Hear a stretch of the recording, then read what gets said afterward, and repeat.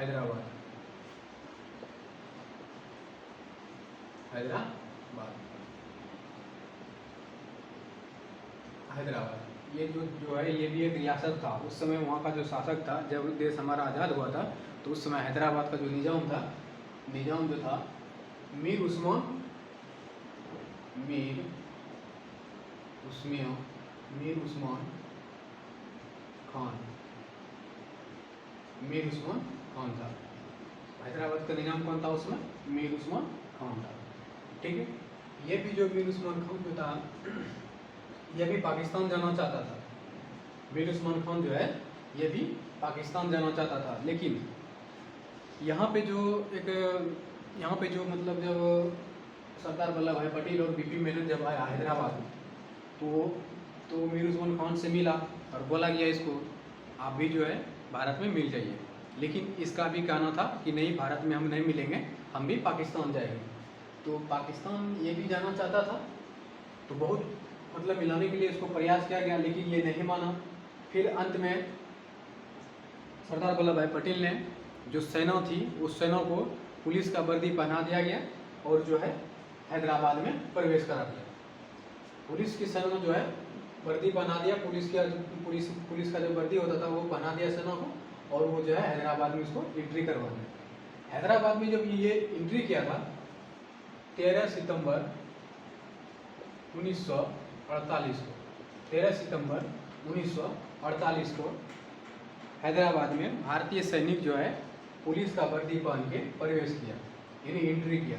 ये जो युद्ध जो है 5 दिन तक चला, 5 दिन तक युद्ध चला, पूरी तरह से लड़ा। वहाँ का जो निज़ाम था मीर उस्मान खान, वो जो है हार ही नहीं मान रहा था, लेकिन फिर भी 5 दिन तक वो किसी तरह से युद्ध को रोके रहा। अंत में 17 सितंबर 1948 को मीर उस्मान खान ने आत्मसमर्पण कर दिया, मतलब उसने हार मान लिया, बोला कि अच्छा ठीक है, हम जो है इंडिया में मिल जाते हैं। तो फिर उसके बाद मीर उस्मान खान ने आत्मसमर्पण कर दिया। आत्मसमर्पण कब किया? 17 सितंबर 1948 को आत्मसमर्पण, ठीक है। आत्मसमर्पण जो है 17 सितंबर 1948 को किया हैदराबाद के निज़ाम ने, ठीक। और ये भी क्वेश्चन पूछा जाता है कि जब हैदराबाद को मिलाया जा रहा था, तो उस समय कौन से ऑपरेशन के तहत मिलाया गया था? ये जो था ना, ये जो सैनिक का जो वस्त्र पहन के गया था, वर्दी पहन के जो गया था, पुलिस का जो वर्दी पहन के गया था, उसी को बोलते हैं ऑपरेशन पोलो। उसको क्या बोलते हैं? ऑपरेशन पोलो, ऑपरेशन पोलो। या फिर इसे 1948 के तहत जो है हैदराबाद को आत्मसमर्पण मतलब करवा दिया गया था, वहाँ का जो निज़ाम था। अब देखिए हैदराबाद के बारे में कुछ एक मेन पॉइंट है कि हैदराबाद का जो है प्राचीन नाम क्या था? हैदराबाद का प्राचीन नाम यदि पूछ दे कि हैदराबाद का प्राचीन नाम क्या है, तो हैदराबाद का प्राचीन नाम क्या है? भाग्यनगर है, भाग्यनगर, या फिर बागनगर, ठीक। 2 नाम है इसका, भाग्यनगर या बागनगर। अब हैदराबाद का प्राचीन नाम भाग्यनगर क्यों पड़ा था, ये बताइए। हैदराबाद का प्राचीन नाम भाग्यनगर क्यों पड़ा था? क्योंकि वहाँ ये जो भाग्यनगर है, हैदराबाद का जो पहले का नाम जो भाग्यनगर है, यह जो नाम जो पड़ा है एक भागमती महिला से पड़ा हुआ था। एक भागमती महिला से ये भाग्यनगर का नाम जुटा हुआ है। भागमती महिला, भागमती महिला। उस समय जो था भागमती महिला जो थी, उस समय हैदराबाद का जो निज़ाम था कुली कुतुब शाह था। कौन था? कुली कुतुब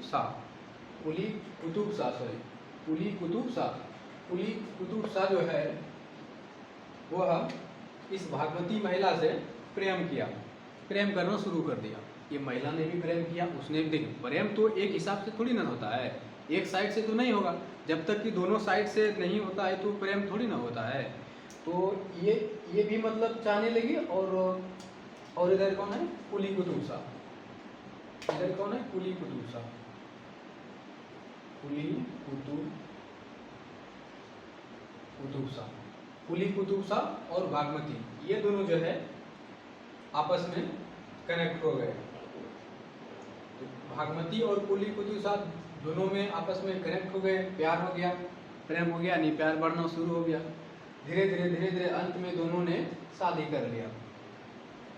शादी कर लिया इसने, बागमती ने कुली कुतुब शाह से शादी कर लिया। जब देखिए, अब जब शादी जब कोई करता है तो बीवी को खुश करने के लिए कुछ न तो कुछ करना पड़ता ही है। अब ये मान लीजिए एक कुली कुतुब शाह है, हैदराबाद का निज़ाम है, और ये एक महिला है बागमती। यदि ये जो कुली कुतुब शाह यदि ये बागमती महिला के लिए यदि कुछ ना करे तो ये क्या सोचेगा इसके बारे में?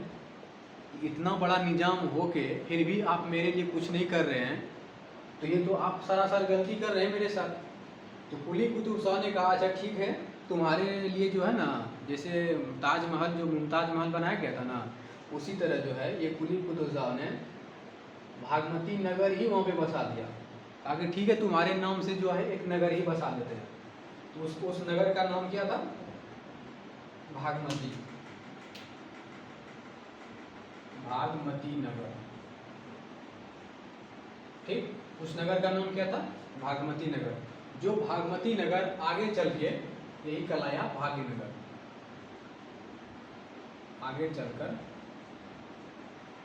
आगे चलकर बागमती नगर जो कहलाया भाग्यनगर। अब भाग्यनगर को ही बागनगर बोलते हैं, और अभी जो वर्तमान में इसका नाम है हैदराबाद है।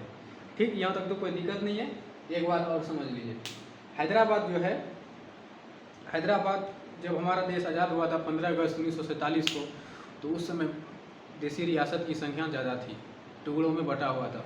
किसी का मतलब छोटे छोटे राज्य मतलब अपना शासक करते थे, तो उसी को एकजुट करने के लिए एक जिम्मेदारी सौंपा गया था सरदार वल्लभ भाई पटेल और बीपी मेनन को। उस समय भारत का गवर्नर जनरल था, यानी वायसराय का ही है, तो वो था लॉर्ड माउंटबेटन।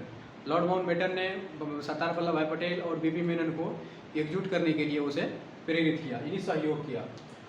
तो जब हैदराबाद को जब मिला रहा था, तो उस समय हैदराबाद का निज़ाम था मीर उस्मान खान। हैदराबाद का निज़ाम कौन था? मीर उस्मान खान था।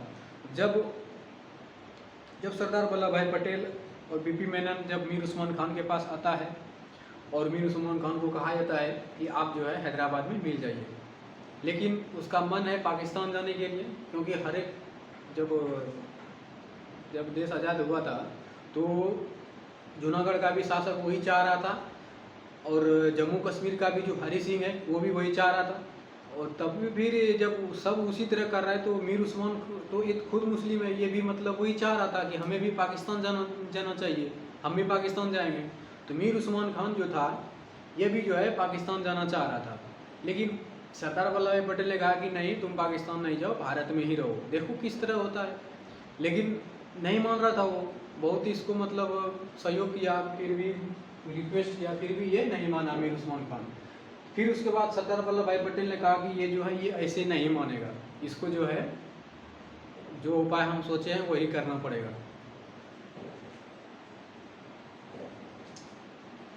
तो इसने क्या किया कि जो सरदार वल्लभ भाई पटेल ने जो सैनिक थे, सैनिक को जो है पुलिस का वर्दी बना दिया और हैदराबाद में एंट्री करवा दिया।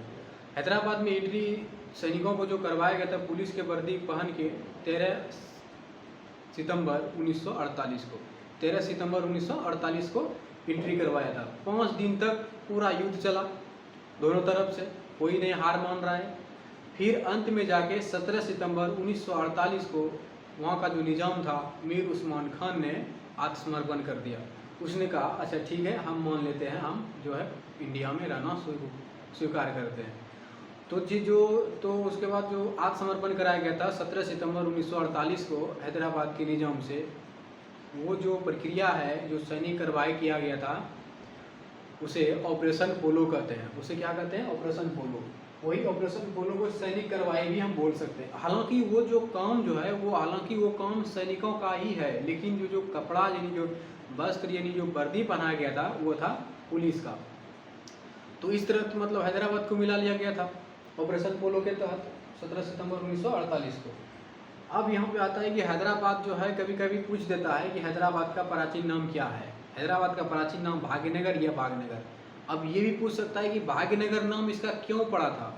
भाग्यनगर नाम इसलिए पड़ा है क्योंकि वहाँ पे एक भागमती महिला थी और उस भागमती महिला से ही जुड़ा हुआ है भाग्यनगर। क्यों जुड़ा हुआ है? क्योंकि वहाँ पे जो कुली कुतुब शाही का 5वां वंश था उसने उस भागमती महिला से प्रेम करना शुरू कर दिया। प्रेम किया, प्रेम करने के बाद शादी किया, उसके शादी किया और फिर उसको खुश करने के लिए उसने कुछ न कुछ तो उसको करना ही पड़ेगा, क्योंकि वो तो एक प्रकार का निज़ाम है और बड़ा शासक भी है, नवाब है। तो यदि वो नहीं करेगा तो फिर उसके ऊपर तो होबे करेगा, जन्मे करते हैं। तो फिर उसके बाद निज़ाम ने भागमती के नाम से ही भागमती नगर बसाया, जो कि कालांतर में जाके वो जो है भाग्यनगर कहलाया और अभी वो जो भाग्यनगर जो है हैदराबाद है। तो यहाँ तक तो कोई दिक्कत नहीं है आप लोग को, हैदराबाद के बारे में पूरा क्लियर है। अब आते हैं जम्मू कश्मीर। आखिर जम्मू कश्मीर को किस तरह से मिलाया गया था? जब जम्मू कश्मीर को जब मिलाया जा रहा था तो वहाँ का जो शासक था हरि सिंह था। हरि सिंह, ये हरि सिंह जो है ना, इसी के वजह से अभी जो पीओके जो बाउंड्री जो है इसी के वजह से है, हरि सिंह के वजह से। हरि सिंह चाहता था कि हम ना तो पाकिस्तान जाएंगे ना ही इंडिया में रहेंगे, हम जो है खुद अपना देश बनाएंगे। जम्मू कश्मीर जो है ये बोल रहा था कि हम खुद अपना देश बनाएंगे, हम कहीं नहीं जाएंगे। तो देश जब आज़ाद हुआ तो जम्मू कश्मीर भी में भी आया सरदार वल्लभ भाई पटेल, बीपी मेनन, इसे भी वही परिभाषा इसको भी दिया कि ठीक है तुम भी जो है भारत में मिल जाओ। हैदराबाद को मिला ही लिए, जूनागढ़ को मिला ही लिए और बाकी रात जो है मिल ही रहा है। तो तुम क्यों नहीं मिलना चाहते हो? तुम भी तो मिल जाओ, क्योंकि सब मिल रहा है तो तू क्यों नहीं मिलना चाह रहा है? ये जो है ये अपने आप को बहुत बड़ा शेर समझता था हरि सिंह जम्मू कश्मीर का। तो ये भी नहीं मिलना चाह रहा था, तो जिस वजह से बोला कि ठीक है तुम नहीं मिलना चाह रहे तो तुम्हारे ऊपर जो है आक्रमण करेंगे। तो उस समय जो जब देश विभाजन हुआ था तो उस समय भारत का जो बागडोर था, यानी भारत का जो बागडोर जो शासक जो बनाया गया था, तो प्रधानमंत्री जो था उस समय वहाँ का पंडित जवाहरलाल नेहरू और पाकिस्तान का जो है मोहम्मद अली जिन्ना। एक बार हम समझा देते हैं। जैसे मान लीजिए भारत, इधर है पाकिस्तान, ये भारत ये पाकिस्तान, आप बीच में जो है अंग्रेज ने दोनों को बांट दिया दो साइड, ये भारत इधर हो गया, पाकिस्तान इधर हो गया। यहाँ का जिम्मेदारी जो सौंपा गया था पंडित जवाहरलाल नेहरू, जवाहरलाल नेहरू। यहाँ का जिम्मेदारी सौंपा गया था मोहम्मद अली जिन्ना। ठीक है, यहाँ पंडित जवाहरलाल नेहरू को सौंपा गया, यहाँ मोहम्मद अली जिन्ना को सौंपा गया, दोनों को अलग अलग सौंप दिया गया। और यहाँ जो देशी रियासत थे भारत में उसका एकजुट करने का जिम्मेदारी किसे सौंपा गया था? सरदार वल्लभ भाई पटेल और बीपी मेनन को। सरदार वल्लभ भाई पटेल और बीपी मेनन को सौंपा गया था। तो जब जम्मू कश्मीर को जब मिलाने की बात आई, तो जब सरदार वल्लभ भाई पटेल और बीपी मेनन जब जम्मू कश्मीर पे गया, तो जम्मू कश्मीर जो गया था वहाँ ये तो हरि सिंह मिलना नहीं चाह रहा था। तो पंडित जवाहरलाल और उस समय जो था सेनापति था भारत में, वो अंग्रेजों का सेनापति था। इधर भी सेनापति और इधर भी सेनापति, दोनों सेनापति किसका? अंग्रेज का। ये भी अंग्रेज का अपना सेनापति को कहता है कि जम्मू कश्मीर पर आक्रमण करो, वो नहीं मिलना चाह रहा है उस पर आक्रमण करो। इधर का भी सेनापति को बोलाता है आक्रमण करो। तो ये क्या बोलता है कि हम तो सेनापति आपका थोड़ी ना है, हम तो अंग्रेज का है ना, तो हम कैसे युद्ध करेंगे? हम युद्ध नहीं कर सकते हैं। आप जो है पहले जम्मू कश्मीर को भारत में मिला लीजिए, साइन करवा लीजिए उसको, पहले उसको साइन करवा लीजिए। यदि वो साइन कर देता है तो ठीक है, तब हम जाके आक्रमण करेंगे। यदि वो साइन नहीं करता है, जब तक कि जम्मू कश्मीर आपका नहीं हो जाता है तब तक हम आक्रमण नहीं करेंगे। तो यहाँ का भी सेनापति ने नो एंट्री मारा, यहाँ का भी नो एंट्री मारा, मतलब दोनों ने नहीं किया, दोनों ने आक्रमण नहीं किया। फिर उसके बाद मोहम्मद अली जिन्ना ने कहा अच्छा ठीक है, तुम्हारे ऊपर न रोक है, आतंकवादियों के ऊपर थोड़ी ना रोक है। तो मोहम्मद अली जिन्ना ने आतंकवादियों को भेज दिया, आतंकवादी को भेज दिया कहाँ? हरि सिंह पर, मतलब जम्मू कश्मीर पर। तो मोहम्मद अली जिन्ना ने किसको किसको भेजा? आतंकवादी को। आतंक